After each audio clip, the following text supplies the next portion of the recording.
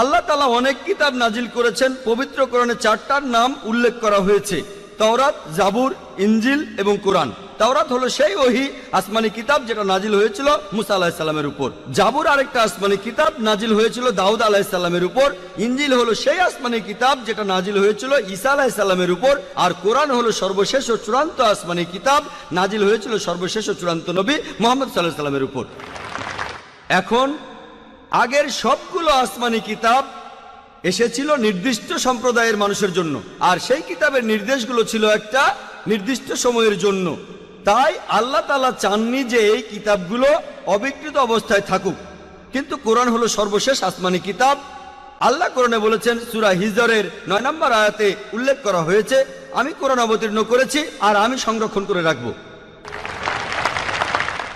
কোরআন হলো একমাত্র ধর্মীয় গ্রন্থ পুরো পৃথিবীর মধ্যে